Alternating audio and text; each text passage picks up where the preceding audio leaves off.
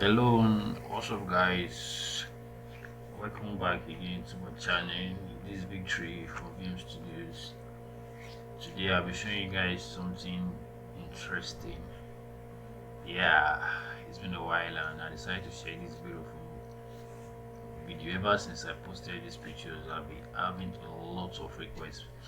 Everybody has been asking me, "What's up? How do you get to achieve these amazing results from this to this?" Amazing, right?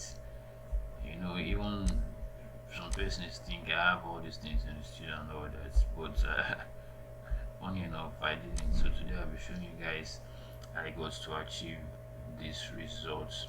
So stay tuned. Don't forget, if today is your first time of visiting my channel, please don't forget to like and subscribe so that you, my friend, gets to know when we post any of our new videos and all that. So this photo was taken using the Canon 600D.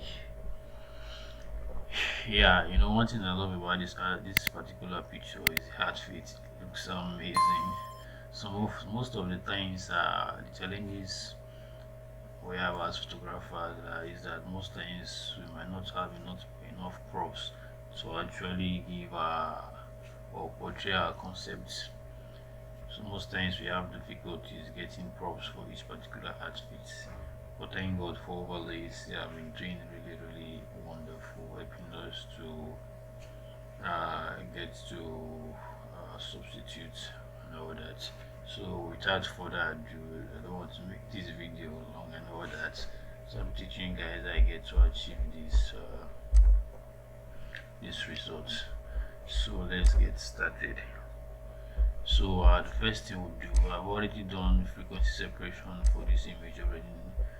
So this is my FS already done here.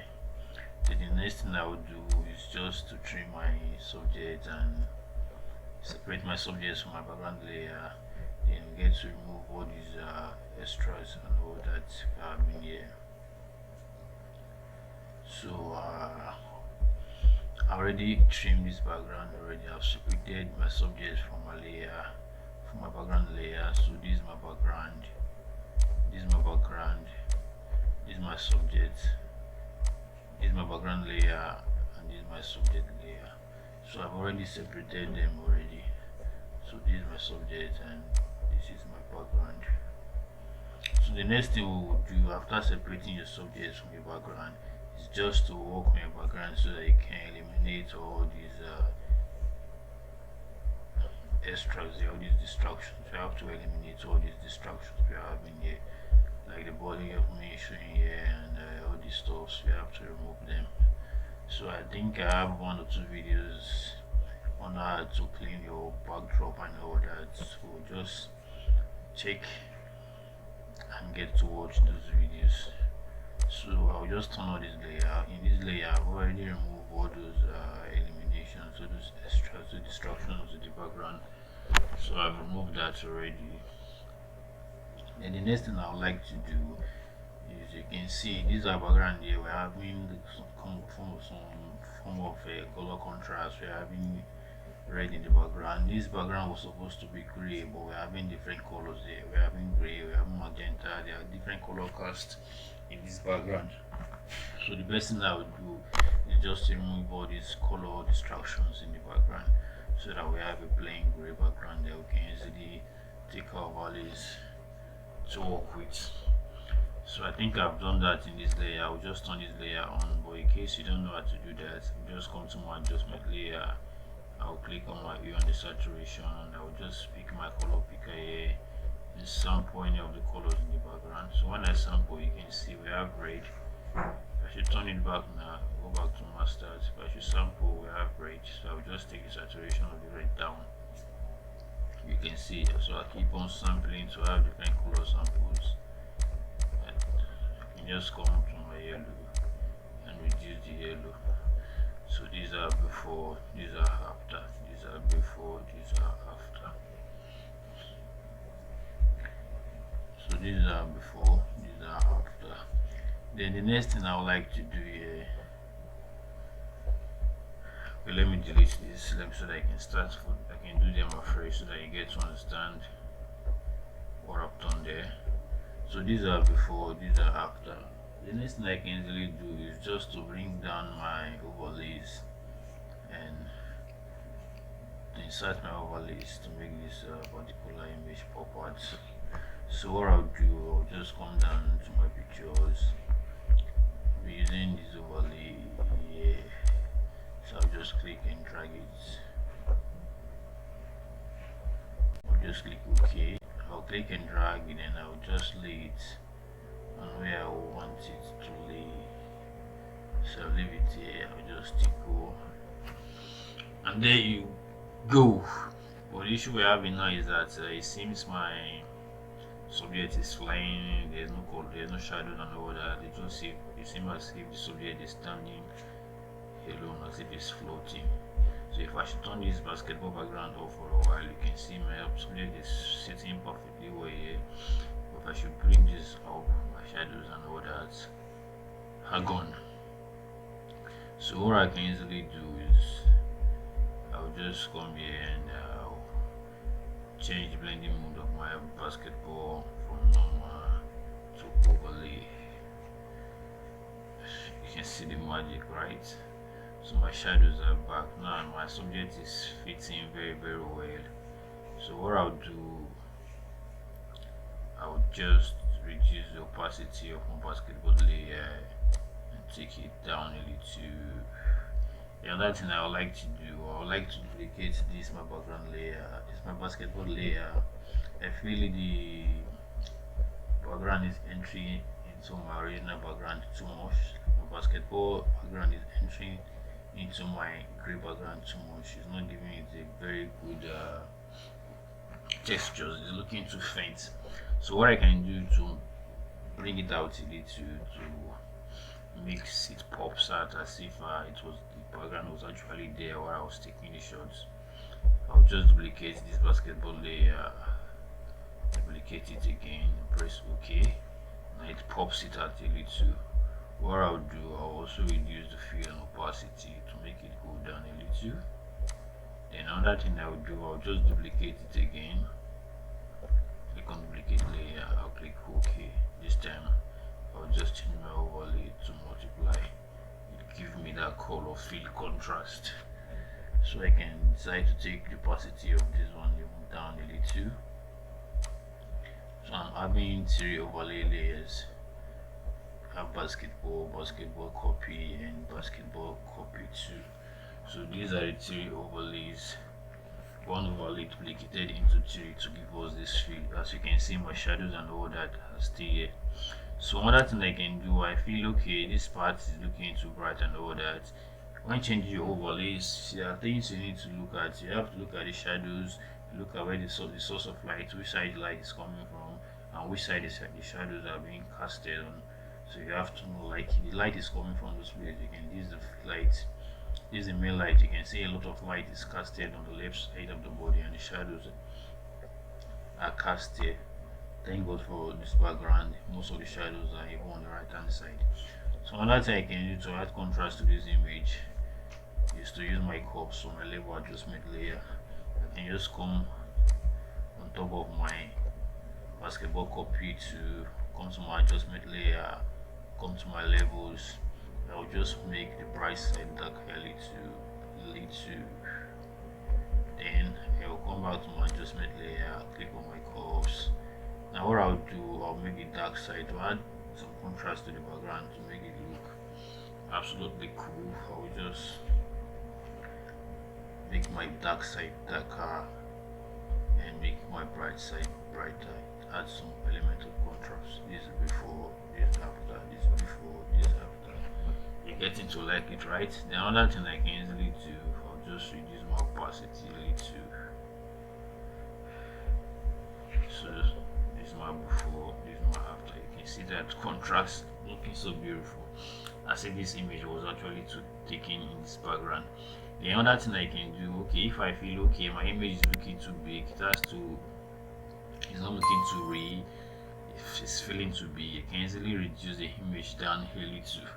What I'll do, I'll just duplicate this image layer, click on duplicate this layer. Now turn it on off for a while. Then I'll come all the way down to my background layer, not my overlay, my main background layer. I'll duplicate this one to elite 2 or click OK.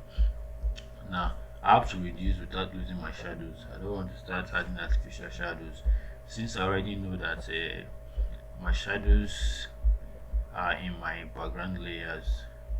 If I should turn everything off for a while, if I should turn all this thing off for a while, let me turn everything off here. So if I should turn my subject off, you can see that my shadows is located in my background layer, which is here. So I wouldn't want to lose the shadows by reducing this subject. So if for example now let's assume that I'm going to reduce the subject. Now if I control T and I reduce the subject, you can see that I've lost my shadows. If I should turn this on for a while, you can see that my subject is floating. So I don't want that to happen. What I'll do, let me control Z this, let me turn this off for a while. So what I'll do, since I've duplicated my background layer and I've also done the same thing for my subject layer, my background layer which contain my shadows, or I can easily do, I'll just select the both of them. So I'll click on my layer 3 copy, which is my background layer. I'll hold down my shift key and I'll click on my subject layer. So this two is selected, layer 3 copy 4, which is my subject layer, and layer 3 copy 5, which is my background layer. With those two selected, I'll just Ctrl T and I'll drag them down. So what this does is that it reduces both my image, which is my subject, and the shadows together. It reduces them together. With this, I still have my subject layers and my shadows layer intact, no distractions. When I'm okay, I'll just put on all these things back. So now I've easily reduced my subject. It's not looking too big. So this is my before. This is before reduction. I should turn this off. This the subject was a little bit big, so in this particular place I've reduced it to fit into my background. So I haven't done this. What I can also do again, okay, I feel okay by this, the subject is having too much light compared to the background. It seems the background is a little bit darker than the subject. Another thing I can do, on top of my subject layer, I'll just come here, click on my curves, take my color pizza, just click on the bright side and take it down into. What I'll do, I'll just clip this my adjustment layer, my curves layer, clip it to my background so that it doesn't affect my general image, because this is before, this after. You can see it's affecting all my images. So I'll just clip it to my subject. So this before, this after, this before, this after. You can see it looks better. And everything is having different textures, different colors, different contrasts. It's actually look as if this particular image was taken right inside this background. So this is my before, this is my after. If you feel okay, the lighting is too much, you can easily just reduce the opacity a little. So this is my before, this is my after. So that is it, my friend. That's basically how I got to achieve this stuff from year to year, year to year. Now we're having a little bit of extras here. What you can easily do, you just create a visible stamp layer of everything we've done here. To do that, you just shift control alternate D. It creates a stamp layer here. You right click, convert to smart object, and you just Ctrl T and drag this up a little to fill in those extras. Drag this down a little to fill in those extras. Press enter. You're good to go. Another thing you can do, what I also love to do, I'll just color grade this stuff to make everything look amazing. I'll just come to the Microsoft layer, click on. Before that, I just add some contrast to make some vignettes to make all these things look amazing, to even make everything blend together perfectly. So I'll just come to my course layer, click on my levels, or I'll just my ingredients map. Ingredients, I will just with my just click on the toggle these colors here. With my foreground color black, I will just click and drag to add some pigments. Click and drag the edges to add some pigments. This before, this after. So if I feel it's too much, I will just reduce the opacity a little. This before, this after. And I'll just come to my adjustment layer, click on color lookup. Here I will load my amazing looks. Link is in my documents. Actions are Richie Multimedia Studio Actions. So if you need this load, guys, you can DM. I'll be sharing them for free. So I'll just click on my VM Cinematics here and click on load. Okay, this is perfect. But I think let me use the first skin. So I'll just click on VM resolution range. So this one before, this one after. You can just reduce the opacity of this a little. So this one before, this one after, before, this after. So that is it, guys. So we've gone from year to year. Amazing, right? So if you like these videos, guys, don't forget to like and subscribe. Please subscribe, please. We need to grow this channel to 1,000 and above. So please don't forget to like and subscribe if you love this video. I'll be posting more of this video, but I need to say that you guys are liking and subscribing to my channel. Encourage me to post more educative videos, please. So if you have any questions, feel free to drop your questions in the comment box.